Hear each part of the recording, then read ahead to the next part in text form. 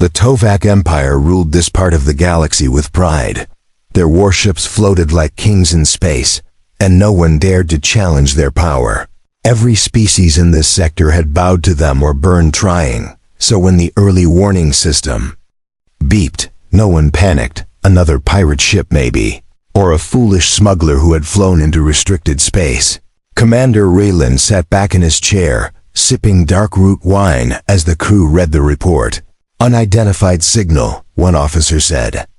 No response to hails, no known ID codes, Raylan laughed. Then destroy it. But the officer didn't laugh. It's moving slow, but direct, he said. And the signal, there's something strange about it. Raylan raised an eyebrow. Strange how? It's repeating, the officer said. A deep thump. Over and over, like a heartbeat. The bridge fell silent. They played the sound over the speakers. Thump. Thump. Thump. It didn't sound like any beacon, any language, or any distress call. Just that deep, low, steady beat. Raylan frowned now. Send a patrol cruiser. He ordered. Find out what it is. The ship Varkan Spear launched. From the orbital dock within the hour. It was a small but deadly vessel, armed with torpedoes and precision cannons. Its captain, Jarek, was known for being fearless. He sent back a calm message as they flew toward the strange signal. Probably some broken ship or ancient probe. We'll clear it soon. The fleet watched on the screen as the Varkan Spear approached the signal. Then they heard static crackle in the background. The comms officer frowned, adjusting dials. Captain Jarek, do you copy? No answer, Varkan Spear. Respond. Still silence. Suddenly, a sound came through, not a scream. Not a shout, just the same echo, louder now. Thump. Thump. Thump. Then a blinding flash on the screen. The signal cut. The dot representing Varkan Spear vanished from the display. Gasps filled the command bridge. Someone stood up and whispered. It destroyed them.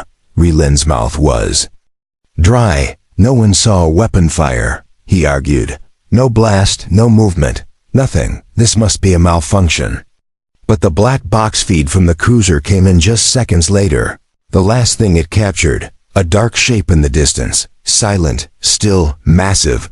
Its hull was smooth, no markings, no energy signature. Then it flashed once, and the screen turned white. The council was called immediately. Holograms of top Tovak leaders filled the chamber.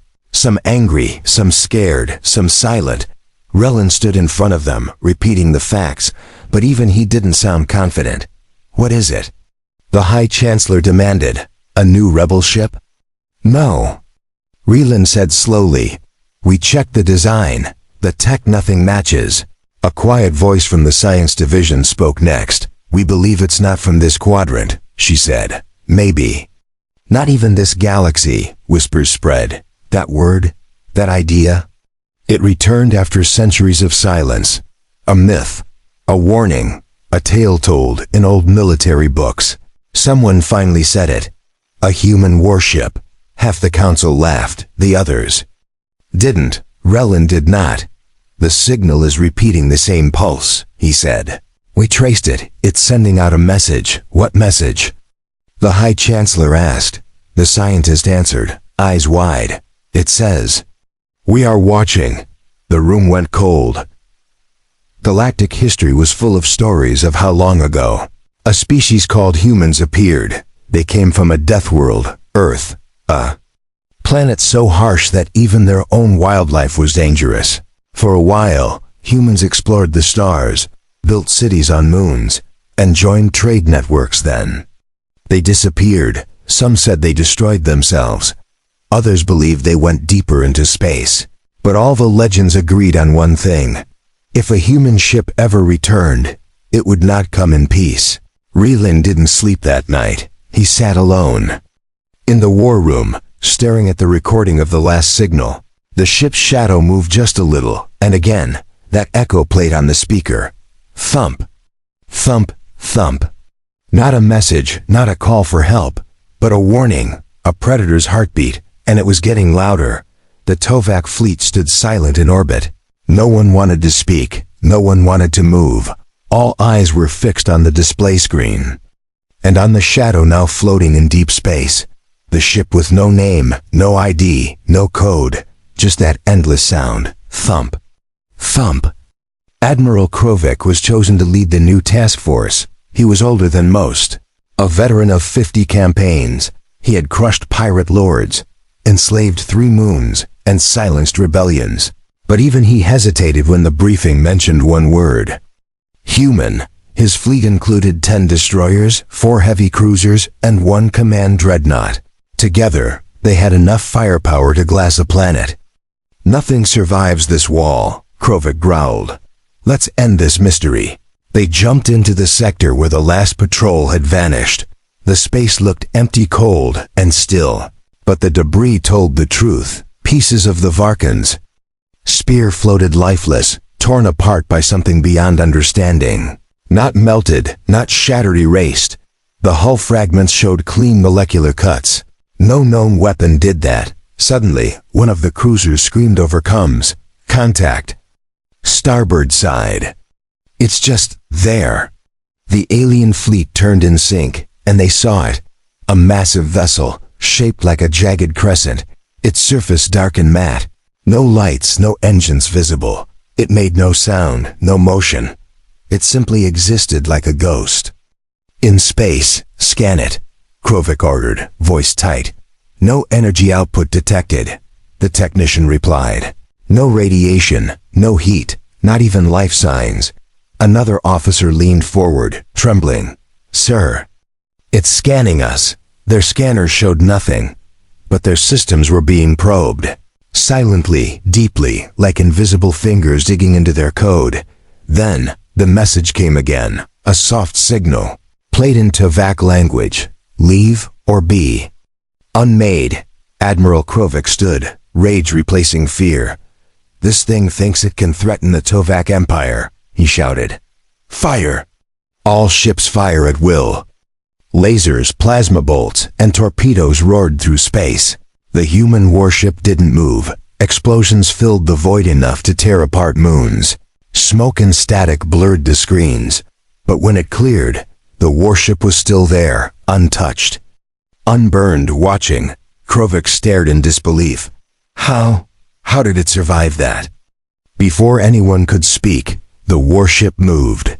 Not like normal ships with engines or thrust, it shifted. It seemed to disappear and reappear closer in a blink. Now it was right beside the destroyer Falzine. A pulse of light shimmered across its hull, and in the next second, the Falzine was gone. No explosion, no pieces. No escape pods, just empty space, wiped from existence. Krovik's voice cracked. "What is this thing?" The other ships began to scatter, but it was too late. The human ship danced through the fleet like a shadow made of fire. With every flash of its hull, another vessel vanished, not destroyed, removed, as if reality itself had chosen to forget. Them, the Tovak crew screamed, begged, cried, weapons fired wildly, but nothing hit. Their systems crashed one by one, and then it stopped. The human ship stood still again, just as silent. Only 2 Tovak ships remained, frozen in terror. Their crews refused to move or speak. They simply watched the thing float between them, waiting for the end. But the end didn't come. Instead, a new message played. "This was mercy, not war. You broke the silence. Let this be your only lesson." Then, just as suddenly as it had arrived, the human ship vanished. No jump signature, no trail, no wave, just gone. Silence returned to the sector. But it was not peace, it was fear. Admiral Krovik's flagship limped back to Tovak Prime. His face was pale, his voice empty. He didn't speak to the council, he just handed them the recording. The footage spread fast. Every world, every species, every pirate, emperor, and traitor. They all watched the same video. The ship that shouldn't exist, the weapon that moved without fire, the warship with no name, no origin, and no mercy. Across the galaxy, a new word began to spread again. One whispered with fear and wonder, human. Admiral Krovik had not spoken a word in 2 days. He sat in the war chamber of Tovak Prime, staring at the floor. The Tovak Empire hadn't retreated from a battle in over 2 centuries. Not once, not ever, until now. The Council watched the recorded footage again, the way the human ship erased cruisers without effort. The eerie silence, the way it moved like a ghost. The youngest counselor whispered, "It didn't even try hard." And she was right. The human warship hadn't chased them, hadn't hunted them. It had only shown them what it could do, and then left. Chancellor Velron stood tall in the hall, his voice sharp. "This changes everything," he said. "We must regroup, strike with a larger fleet, reclaim our honor." But Krovik raised his head slowly. "There is no honor in death," he said, voice low. "You didn't see it, you weren't there." He turned to the screen. "It didn't just destroy our ships, it erased them, like they never existed." Silence followed his words. Then the room exploded in arguments. Some wanted war. Others wanted retreat, but deep down, no one knew what to do. Because for the first time, they didn't understand the enemy. In secret, a special fleet was assembled. Not for attack but for observation. 10 stealth ships, cloaked with the best Tovak tech, were sent to the edge of the last known signal. They were ordered to track the human vessel, stay hidden, and report every movement. They never returned. Their last message was scrambled, just fragments, whispers, screams, and once again, that pulse, thump, thump, thump. Across the Empire, fear began to grow. Not just among soldiers, but among scientists, traders, even civilians. People asked, where did this ship come from? Why now? Are there more? On the distant moon of Calyx, a group of historians unearthed ancient records, tales from 1,000 years ago, long dismissed as fantasy. They spoke of Deathworlders, humans from a blue planet who disappeared. Long ago, warriors who fought like monsters, who refused to die, and whose technology bent the laws of physics. The records ended with a warning: if ever they return, do not resist, run, hide, or kneel. Back on Tovak Prime, a new crisis emerged. Small outposts along the Empire's border began reporting strange things.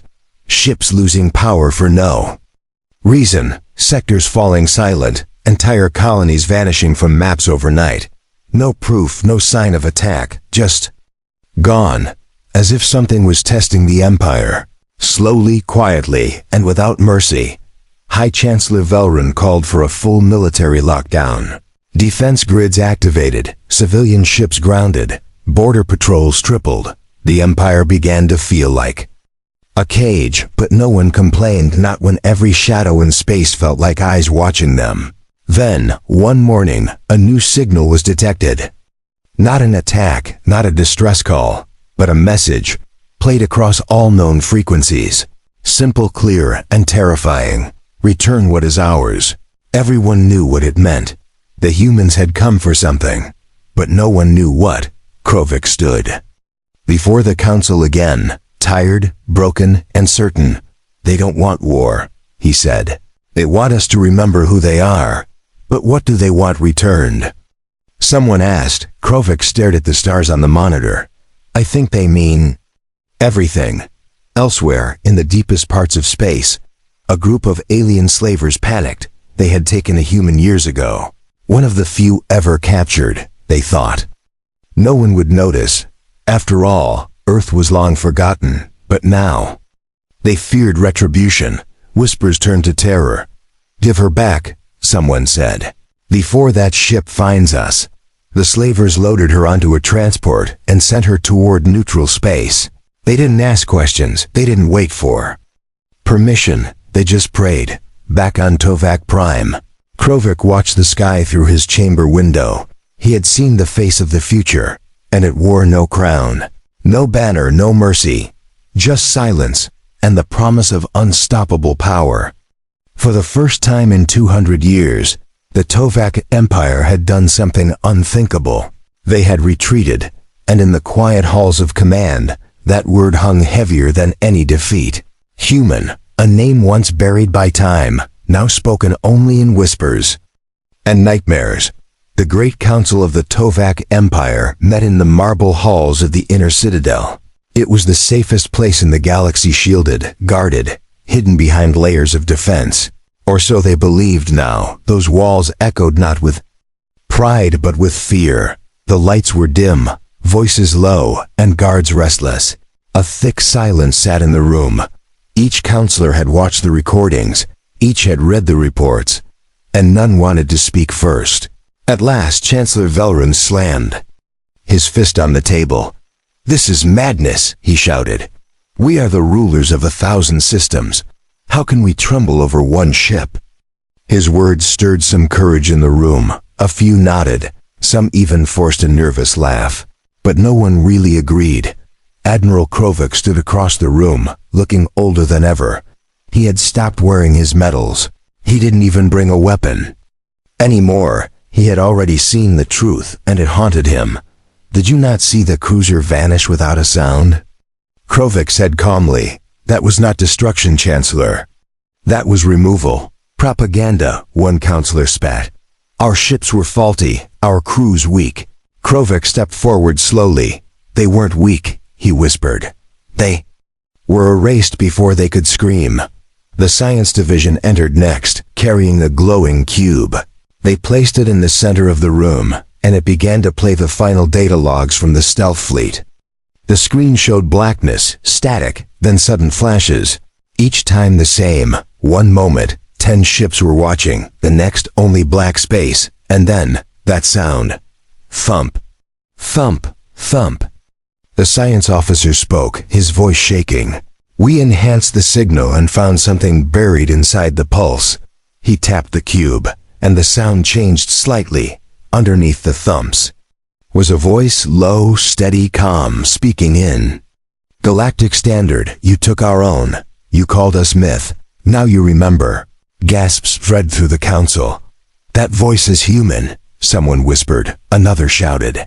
"It speaks our language perfectly." "Yes," the scientist replied, "because humans don't just learn languages. They adapt, they absorb, they evolve," Velrun growled.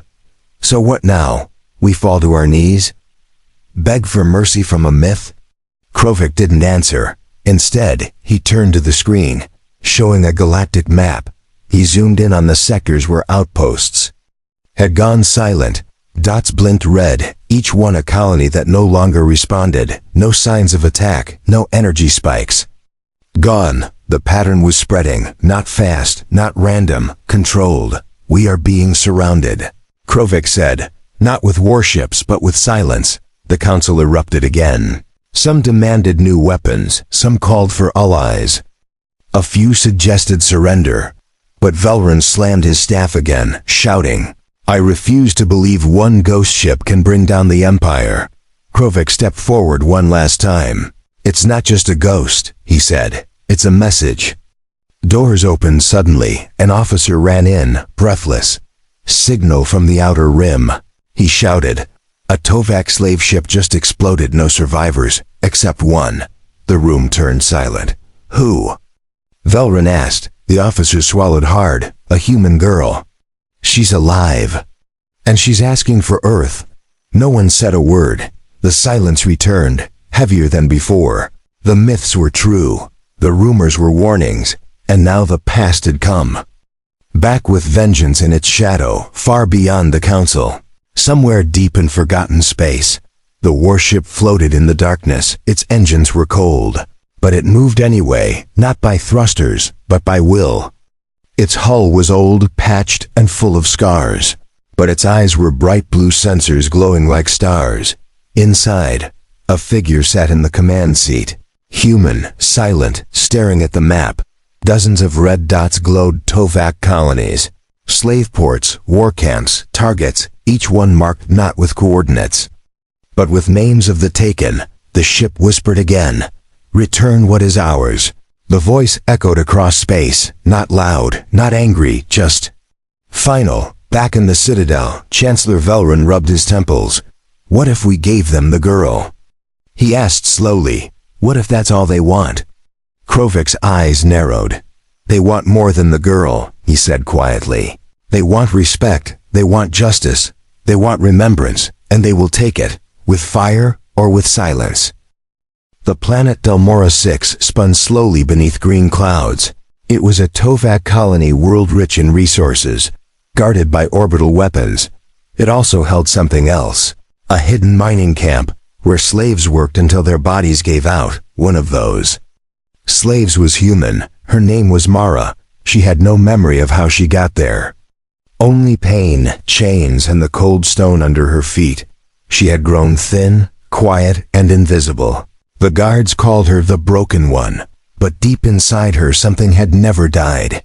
Hope. One morning, everything changed. The sky turned black.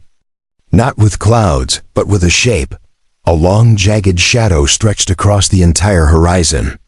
It wasn't in the records, it didn't show up on scanners, but every heart on the planet felt it arrive. The Human Warship had returned. Alarms blared across the colony. Tovak officers ran in panic. They tried to contact command, no answer. They fired missiles into the sky, nothing hit. The ship didn't dodge, it didn't even notice. Then, all at once, every screen on the planet went black. A single symbol appeared, the Earth sigil, and below it, a message in plain Tovak language. Return her, or be erased, in the slave camp. Mara looked up, her chains unlocked on their own. The guards were frozen in place, eyes wide with terror. A voice echoed across every speaker, deep and soft. Mara, you are not forgotten. Tears filled her eyes. No one had said her name with kindness in years. She stood, weak but standing. The others stared at her like she was glowing far above. The warship hovered like a god, its weapons silent. But its presence loud. It sent no fleet, no army, just itself. Because one was enough. The Tovak governor of Delmora 6 made a desperate call to the council. What do we do? He shouted. They demand the human girl, but what if that's not enough? Velrin hesitated. The council room was quieter than ever. He looked at Admiral Krovik. Will giving her back stop this? He asked. Krovik shook his head slowly. No, he replied. But not giving her back will bring worse. The governor had no choice. Within the hour, Mara was placed on a shuttle. She wore clean clothes for the first time in years. A small necklace was placed around her neck, a symbol of surrender. As the shuttle rose toward the black warship, the world below held its breath. Would the ship attack? Would it judge them? The shuttle docked. Mara stepped inside the warship's hangar bay. It was silent, cold, clean. No crew was visible, just long corridors glowing soft blue.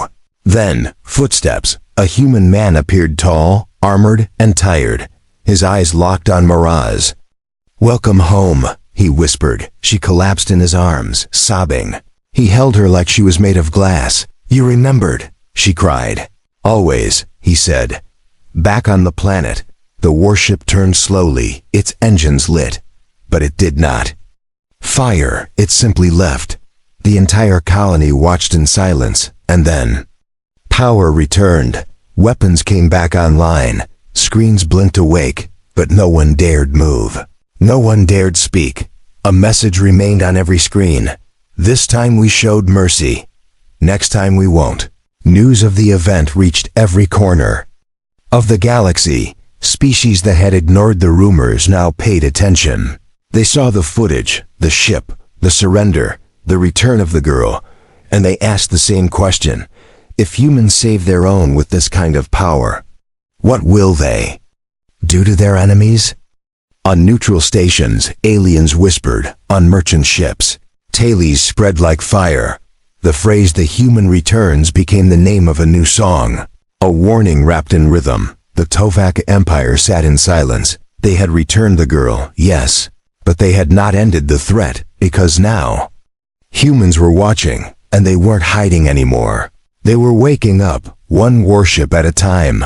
The Tovak Military High Command believed Delmora 6 was a mistake, a fluke, a show of emotion by an ancient species rumored to be extinct. But they were wrong, because 3 days later, the Human Warship returned, and this time, it didn't come for one person, it came for justice. Planet Ralos 9 was a fortress world, the Empire's pride heavily defended. Thick planetary shields, orbital mines, and sky cannons that could shatter moons. No one had ever breached it. No enemy had ever made it past the clouds. Until now, the warning was brief. A pulse appeared on the edge of the system, no ship signature. No warp trail, just a sound on every frequency. Thump, thump, thump. The same terrifying pulse that now haunted every Tovak commander's nightmares. Sound the alarms. General Urich barked from the control room of Rollo's 9. Prepare all defense batteries. The clouds darkened above the capital, not from storm, but from shadow, a shadow so vast it blanketed the sky. The human warship had arrived. Unlike before, it didn't hover quietly, it moved. And the sky began to burn. Massive thrusters turned the clouds orange. Fire rolled across the upper atmosphere like waves. Orbital satellites melted in seconds. Missiles launched, hundreds of them, screaming toward the vessel. But they never hit. The warship shifted, blinking in and out of space like it controlled time itself. The first strike came without sound. A red beam, thin and silent, sliced through a mountain defense base. Gone in one blink. A second beam cut through the sky cannon towers. Then the warship slowed, paused, and lowered itself through the clouds. It had entered the atmosphere, something no capital ship dared do. It didn't care. It wanted to be seen, wanted its judgment to burn into the hearts of every soul below. Tovak ground troops fired everything they had: lasers, tanks, airships, turrets. The warship hovered over it all, and did not fire back, not yet. Instead, a massive hologram appeared above the capital city. It showed a face, human, male, weathered, and calm, and it spoke. Its voice soft but powerful. You built this world on broken bones. You filled your minds with screams. You thought no one would remember. But we remember. The message ended. And then the sky burned, not with fire, but with light. A storm of invisible energy pulsed from the warship, all military. Targets, airfields, weapon factories, command towers shut down. They weren't destroyed. They were disabled, frozen in time, like statues made of silence. General Urich screamed orders. He tried to launch reserve fleets from the bunkers. Nothing responded. Their systems were dead. No warning, no explosion, just off. Panic spread through the streets. Civilians didn't know where to run. But the warship never targeted them. It didn't kill the weak. It didn't punish the innocent. It came only for the machines of pain, the centers of slavery, the engines of cruelty. The Tovak finally realized this wasn't war. It was surgical vengeance. And when the job was done, the warship rose slowly, like it had never been touched. It left behind no rubble, no burning buildings, only silence and fear. On the city's central tower, a new message flashed across every screen. Simple, cold, and unforgettable. This was restraint. Next time we burn it all. Hours later, the Council of the Empire gathered in silence. No one spoke. Velrun didn't shout this time. He just stared at the footage of a warship descending into their most defended world and walking out without a scratch. What do we do? Someone asked. Krovik answered quietly, nothing. Because if they wanted to, they could have ended us today. They didn't. That means they still believe we can choose peace. But what if we don't? Another voice asked. Krovik's eyes were heavy. Then they won't come back with a warning. They'll come back with fire in deep space. The human warship floated once more. Inside, hundreds of names glowed on the screen, each one a human taken, lost, forgotten, one by one. The ship found them, one by one. The stars remembered, and across the galaxy, a name was no longer a myth, no longer a whisper, but a promise. Human. The galaxy was no longer the same. Every government, every ruler, every fleet admiral now looked to the stars with fear. They didn't fear monsters or empires. They feared a single warship, and the people who built it, humans on neutral trade. Rumors flew like wildfire. Pilots told stories of how one human vessel crippled an entire planet. Miners whispered about a woman rescued from slavery by a ship that flew without sound. And smugglers refused to enter Tovak space, not because of the Tovak, but because they were being watched. On remote stations, even children played a new game. They didn't pretend to be pirates anymore. They pretended to be humans, unseen, unstoppable, and angry. At the heart of it all, the Tovak Empire trembled in silence. The Mora 6 had surrendered. Ralos 9 had been humbled. Now, for the first time in galactic history, the mighty Tovak called a peace summit. They invited every major species, every regional power, and for the first time ever, they left one seat empty. It was not a mistake. That chair, polished silver, placed at the center of the council table, bore no name, no rank, only one symbol, etched into the metal: Earth, no. Human came to the summit, but everyone stared at the chair, and no one dared sit in it. "We don't even know where Earth is," one ambassador whispered. "No one has seen it in 1,000 years. Maybe it sees us," another replied. "Maybe that ship is just the beginning." The galaxy held its breath, waiting, watching, unsure whether peace would come or total destruction. In secret, leaders began sending messages, pledges of peace, offers of trade, apologies for old crimes. But they received no replies, only silence, only the echo. Thump, thump, thump. Back in the darkness between stars, the warship drifted without noise.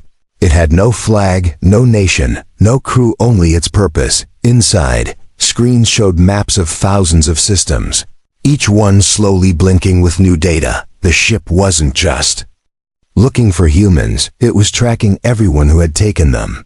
Every slaver, every lab, every buyer, every empire that looked away. In one corner of the galaxy, a black market auction was taking place.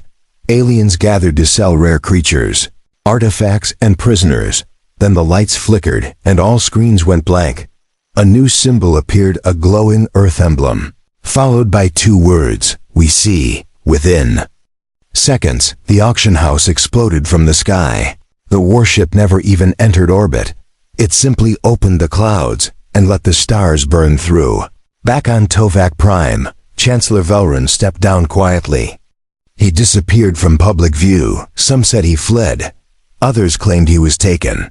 But no one saw him again. Admiral Krovik, now the highest authority, did something unheard of. He opened the Empire's files, released all data on human captures, experiments, slave records, and broadcasted them galaxy-wide. He called it a public confession. "This is our truth," Krovik said in a somber voice, "and we will carry its weight." Across planets, statues of Tovak conquerors were torn down. New ones were not built. Only empty spaces remained, in respect, in fear, in guilt. Meanwhile, on a moon long forgotten, a human colony stirred. Children played in sunlight. Farms grew again, and on one building, high above the valley, a flag was raised, blue, green, and white. The colors of Earth. They had waited, they had hidden, they had survived, and now they were returning, not as conquerors, but as a reminder to every world that had once mocked them, enslaved them, or tried to erase them. Humans had not just endured, they had evolved. Their silence was never weakness, it was the calm before the storm. Now the galaxy sat on edge, not in battle, but in awe. They didn't know when the next ship would come, or where it would go. They only knew one thing: the humans had returned, and they remembered everything.